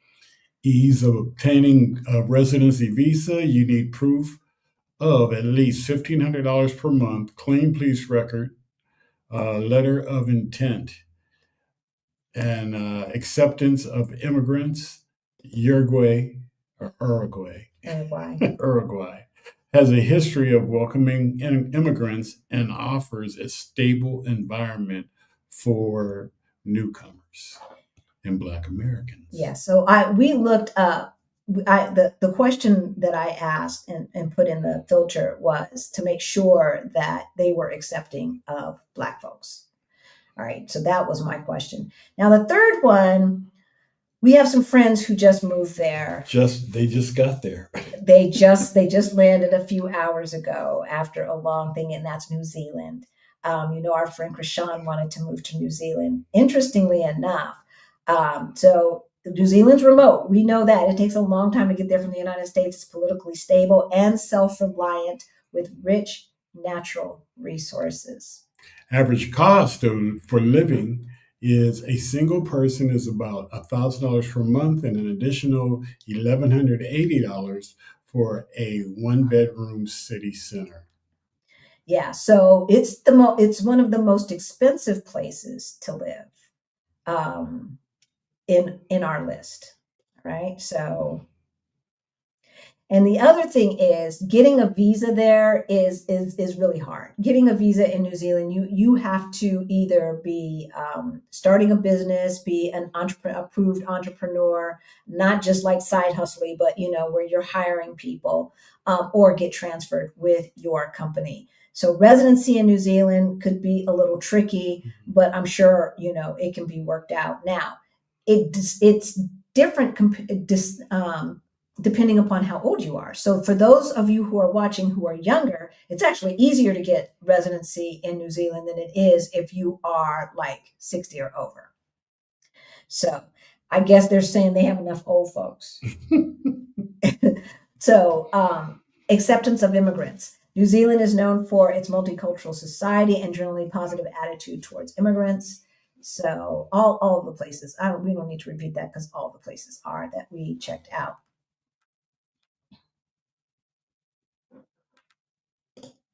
The next one, Mauritius, another African island nation in the Indian Ocean with peaceful society and good standard of living, far removed from mainland conflicts. Average cost of living in Mauritius has a lower cost of living compared to New York, with expenses such as housing, food, and transportation being more affordable. I don't think this updated.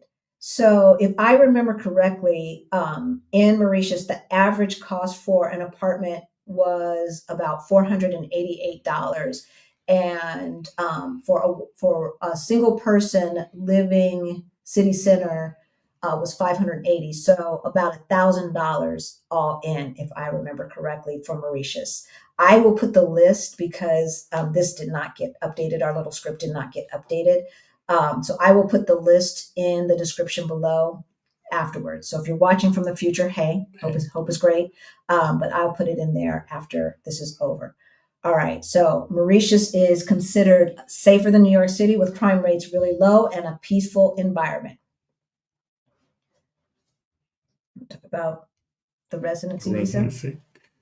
Ease of obtaining a residency visa. Mauritius offers various residency options, including occupation permits for professionals and investors. Specific requirements should be verified through Mauritius immigration authorities. It's really, Portugal, I have to say, when I was looking all of this up, Portugal's immigration website back in the day when I was looking up what the requirements were for here was so difficult to navigate. But every single one that I looked up for these was easy. It was easy. So, and most of it is the same, proof of income that you can take care of yourself, clean police record, etc. It's always those kinds of things, unless they're like the United States and they don't want anybody to come. And of course, it's an African island, and it's known for its tolerance and acceptance of immigrants and Black Americans. Last, but certainly not least, and I have to say, this is not our list. This was a researched list.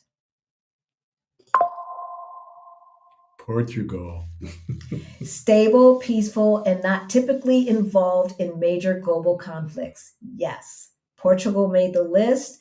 This is not our list. This was a list that we researched. Plus, of course, you all know that we did the Move to Portugal Virtual Summit. So if you are interested in moving to Portugal, the replays are available to the Move to Portugal Virtual Summit. Everything from the rooter to the tutor you will learn, plus access to experts, and that is in the description below. average cost of living in Portugal. This didn't update. The average cost of living in Portugal.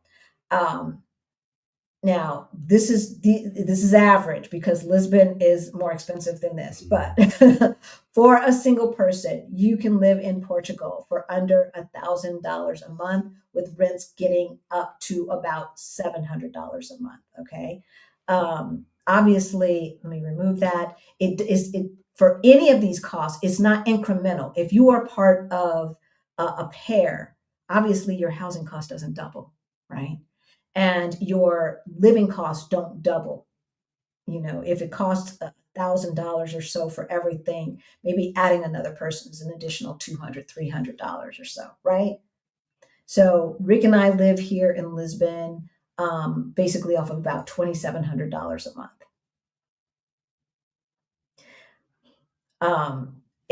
There is no way that we could live in Denver. So obviously it is less expensive than most of the major cities in the United States. And this is the capital. And so compare Washington, D.C. prices to Lisbon, Portugal prices, and there is none. Safety compared to New York City. Safety compared to New York City.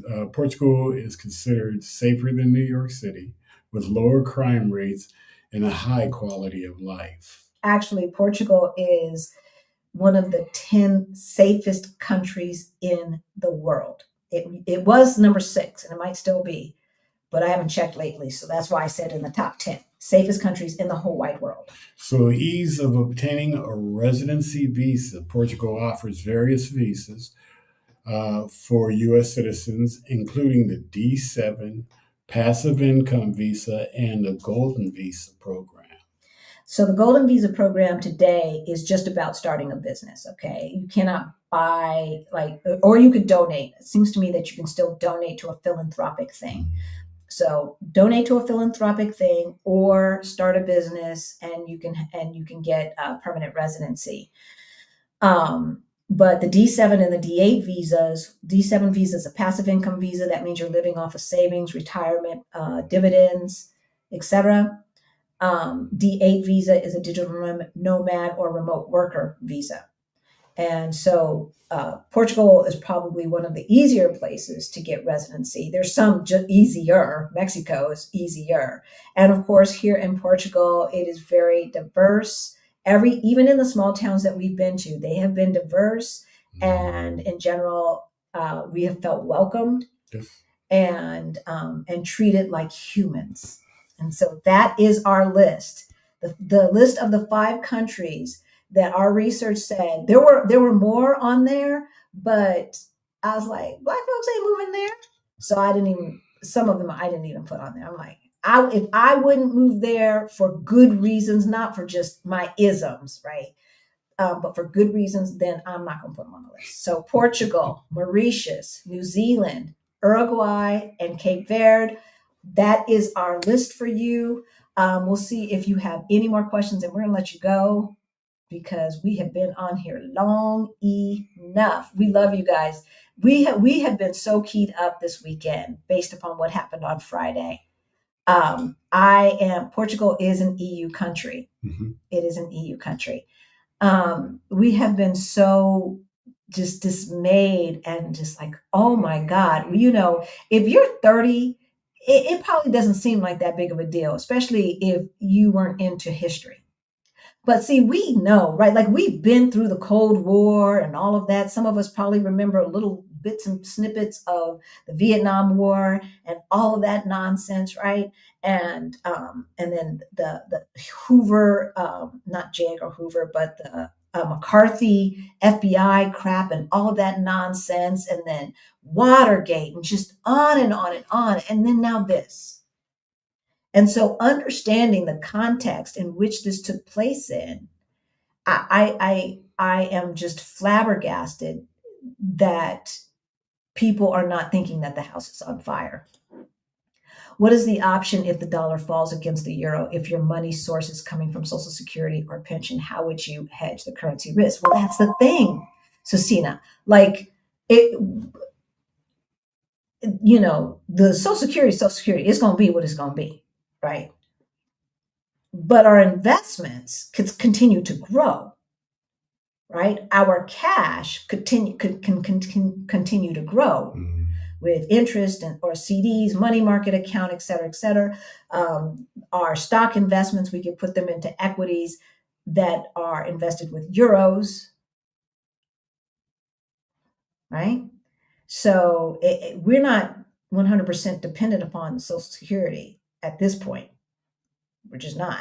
So if the Social Security goes away, it will change our lifestyle a little bit, but it won't force us to move back to the United States by any stretch of the imagination. So I'm thankful for that. But yeah, so so for those of you who are new, Rick and I saved 2 years living expenses. I retired early before I'm even eligible. I'm still not eligible for Social Security. And by the time I am eligible, we won't even know if Social Security will be around. I think if Social Security is not around, we've probably got bigger problems, right? We've probably got bigger problems. And so in order to make sure that we felt comfortable with just living off of his Social Security, and because we did not want to touch what was in our retirement accounts, we wanted them to stay in those investments and continue to grow. We saved 2 years living expenses before we made this move. And that was on top of what we saved to make the move. Now, when I say 2 years living expenses, I'm not talking about 2 years worth of salary. That's not what I'm talking about, because you should not be living off of what you made, right? Remember, I told you we were saving 65 to 70%, saving and investing 65 to 70% of our take-home income.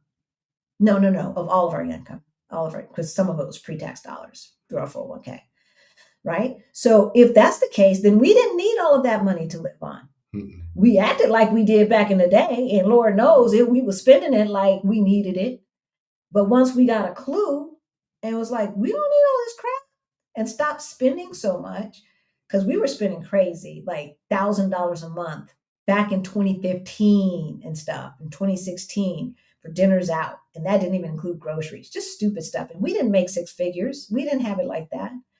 So, but yeah, so we saved 2 years living expenses, and we still have 2 years living expenses. So yeah, if Social Security disappears, that we got our FU money. We got our oh shit money. We got it. All right.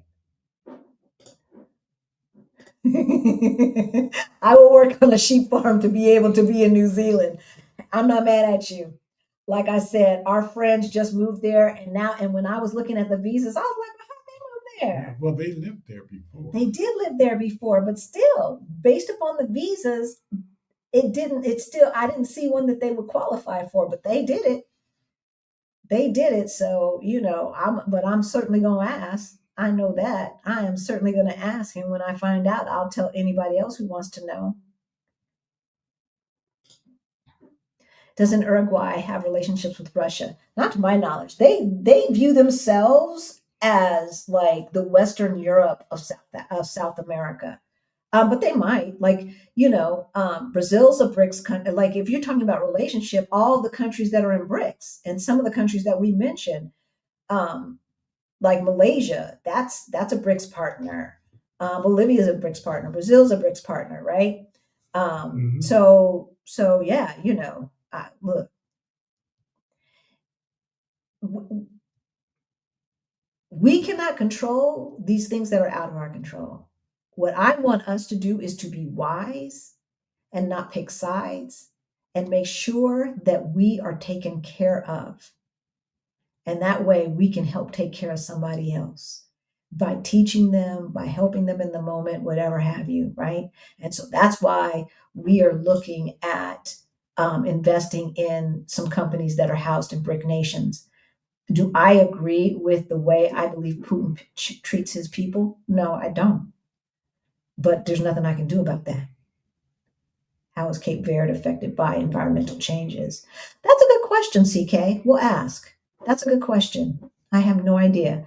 Am I necessarily in favor of a dictatorship? No, I am not. But again, that is outside of my control. And if if the United States falls, I don't need to fall with it and fall on a sword on some principles of how people should be governed. Right? That's how I feel. Like I do not need to fall with somebody who would definitely not fall for me and would not keep me out of harm's way. Right? And that's the United States. That's my relationship with the United States. They are an abusive spouse. That's who they are. And with that, we're going to let you go. So we talked about the fact that that we believe we saw a shift on Friday. We saw the United States being 100% isolated from every single one of his friends or her friends, whatever, right? Every single one. Every single one. The United States has no friends. They were also talking about should they cancel, should Western Europe cancel their individual meetings with Trump. That's how pissed people are. And so from that, our brain started going. And my first thought is, what about Black wealth? How will this affect Black wealth? What does a conversation between the Ukrainian president and the president of the United States have to do with Black wealth? Well, unfortunately, we are all tied together. And we tend to be more vulnerable. We don't tend to have pockets as deep, emergency funds as deep as some other folks, networks as deep as some other folks. And so I think it was important for us to have this conversation so that we can be prepared and start thinking about what are we going to do if the worst happens.